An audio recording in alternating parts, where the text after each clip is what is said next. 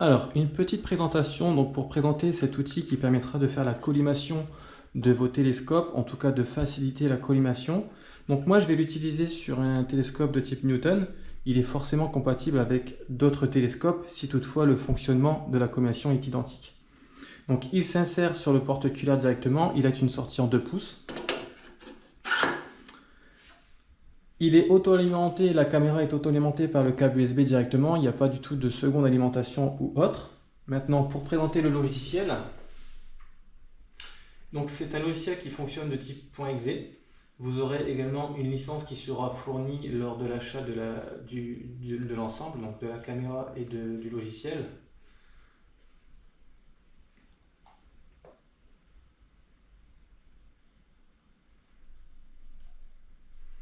Alors, quand on arrive sur le logiciel, on a un mode qui permet de passer en plein écran.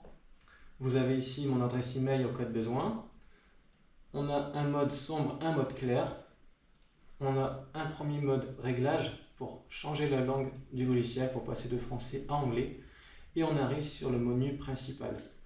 Donc de là, vous pouvez aller naviguer dans vos caméras si vous avez plusieurs caméras d'installer. Vous pouvez ici régler le gain de la caméra.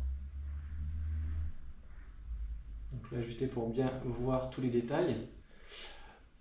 On a ici ensuite, je vais agrandir les traits ici. On a un menu détection. Donc le menu détection, ça va permettre de dégrossir le travail. Vous voyez que là, les ronds ne sont pas du tout centrés. Si je clique ici, il va me détecter le marquage de mon primaire. Donc le marquage, la petite pastille que vous avez sur votre miroir. Et il va venir ajuster les cercles par rapport à celui-ci. Vous voyez, si je dézoome. Hop. Voilà. Donc là, il va ajuster ça. On peut afficher ou désactiver ce marqueur pour ne pas avoir de problème de vision, si vous cherchez à voir parfaitement. Ensuite, on peut déplacer par des clics ici les cercles, ou vous pouvez également le faire par les touches du clavier. On peut, comme vous avez vu, changer l'épaisseur des cercles, donc agrandir ou diminuer l'épaisseur.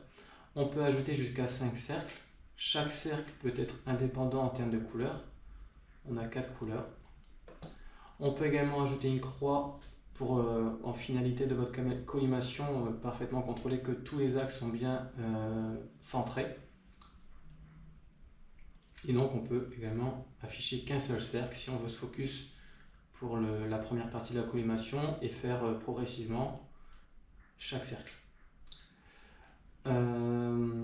Donc forcément l'intérêt c'est ici de pouvoir contrôler, comme vous voyez, je vais bouger mon truc, de venir ici ensuite ajuster donc parfaitement, faire la collimation tout simplement. Voilà, écoutez, je pense avoir tout dit sur la présentation du logiciel.